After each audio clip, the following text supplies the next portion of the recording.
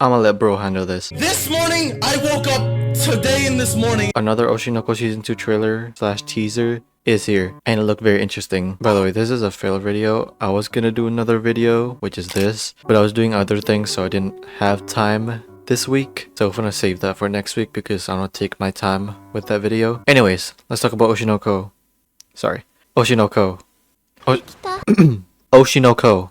Okay. Oshinoko really rose in popularity a lot more than I'd imagine as a manga reader because of the 90-minute premiere and a certain opening. Of course, the show itself was amazing. The overall adaptation is great, definitely better than the manga. The direction was, I don't know how to say it, different. It's one of those shows that really understand what an adaptation is supposed to be. They're not just coloring the manga panels with good art.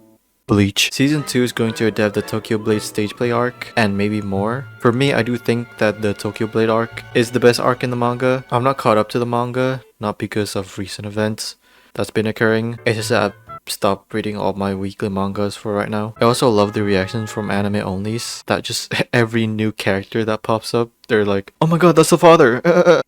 I thought it was funny. The recent trailer we got was amazing. The movements, the ideas, color choices, and animation. The split of Kana and her character that she will play. Such a cool idea. They use a CG background here. I feel like they don't use much CG in Oshinoko. The only time I remember when they use it was the last episode performance, which didn't look particularly good. Using strong emphasis on coloring to make the viewers focus on these characters, or since it's a play they use the grayed out backgrounds as like it's not reality because it's a stage play, maybe. And for the first scene was to highlight more of the rivalry between Kana and Akane.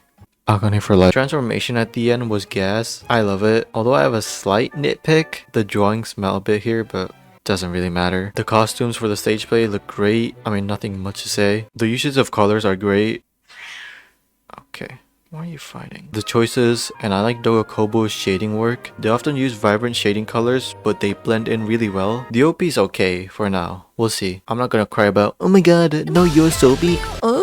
The VA list is also stacked. That's not really a surprise. Kappei's corrections is so visible and looks so good as usual. Her participation on the first season was inhuman. One of the main factors on why Oshinoko looked consistent, using very detailed drawings to greater emphasize the scene with hair strands and also placing the shading in the line work. That's also quite a common thing for Doga shows. She also did the same thing with Rent a Girlfriend. I mean, even if that show looked good, it wouldn't save it. Besides season 1, that shit was peak. She also did the key visual for season 2, which looks amazing as usual. There's a lot of things in this key visual if you're a manga reader. While there's not much changes for the staff, there is still some changes, not major, but still notable. Kenji Sawada and Takashi Osame is now not credited as main animators. This doesn't mean that they're not gonna animate anything. It's just that they're not gonna have the same output as previous seasons. I mean, you're not to trust main animator credits. Jujutsu Kaisen. There's animators like Danny Cho that did a lot in season 1, but wasn't credited as main animator. I don't know much about Takashi Osame or anything. Kenji Sawada has always been involved in Doga Kobo shows. He was the main animator for Oshi no Ko and Shikimori and other Doga Kobo shows. It could be that he's working on both season 2 of Oshi no Ko and Roshidere. That's why he's not gonna have the same output, maybe. But Amoji is now the action animator for this season. Amoji is very new in the industry. Only started with One Piece opening 25 with a couple of shortcuts. Then did some very noticeable cuts in Oshi no Ko, the paint-ish aqua scene, and some of the dance performance at the end. Recently also helped in Jellyfish with some good looking cuts. So yeah, very good that he's more involved now. I don't know if he's a freelancer or an in-house animator for Doga Kobo now. Kuniyashu Nishina is now an assistant director for season 2 alongside with Saru Tachibana. Most of you don't know probably. Nishina was the one who directed and storyboarded episode 6, arguably the best episode in terms of direction. I've said it before, his or her direction is really familiar with 86 because he was involved in both parts of 86. That's probably the best quote-unquote change right now. Other changes is the chief animation director list. From researching all their names, they were all very involved in season 1, mostly as animation directors. Besides Kevin Yuta Kenmotsu, I don't really have to say it, but Doga Kobo is doing season 2. duh. Although they are doing quite a bit of shows right now, there's a lot of people saying that other projects are overlapping with Oshinoko, which is somewhat true, I guess. Most people think that every studio only has one team working on all of the shows that they are producing, which is false. But focusing on Doga Kobo, I'm not very familiar with their team, but there's mainly two, which is the Daisuke Hiramaki lead project and the Ryuta Ito lead projects. I try to dim it down to the producers because usually it's the producer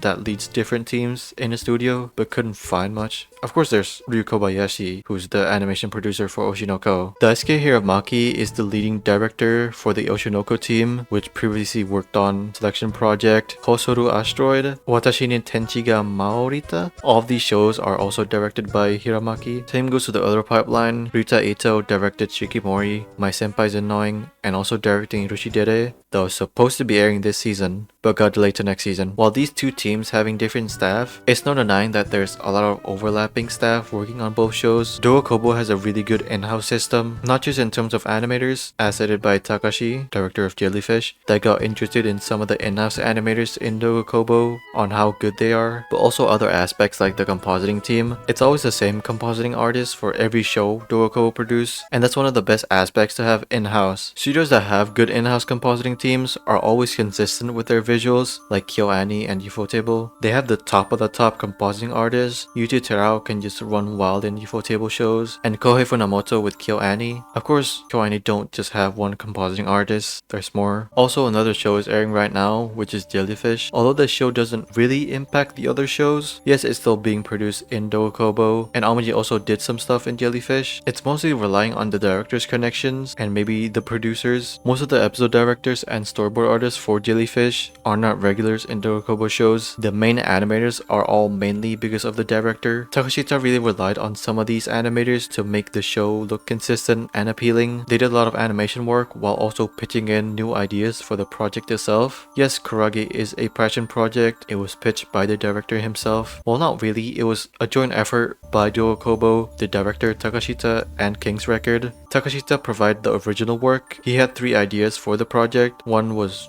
Jellyfish, of course, and another being a more action-oriented show because of his previous work doing stuff in Jujutsu Kaisen, directing and storyboarding some episodes. That's what inspired him. A plus is also that Jellyfish's production was finished before it aired, which is good, but it doesn't guarantee anything. My Senpai's Annoying production was finished before it aired, but that's because the team needed to work on Shikimori, and now for Roshidere, it got delayed, which is pretty concerning. They probably just needed more time, as usual. The visual will still look good, or what Chibi calls it, or an animation. Same goes with the Oshinoko team. Season 1 didn't really have a good schedule, mainly because episode 1 was basically a movie with the runtime it had, and definitely looked the best in terms of saga. Definitely most of the resources and time were put in the premiere, but it paid off, while kind of sacrificing the quality for later episodes in terms of movement. The show still looks good because of the overall direction, compositing, and art direction. They probably prioritized the drawing quality more rather than movement. Of course, they still had good looking cuts that move a lot, but the focus was the drawings. I mean, you have Kape, which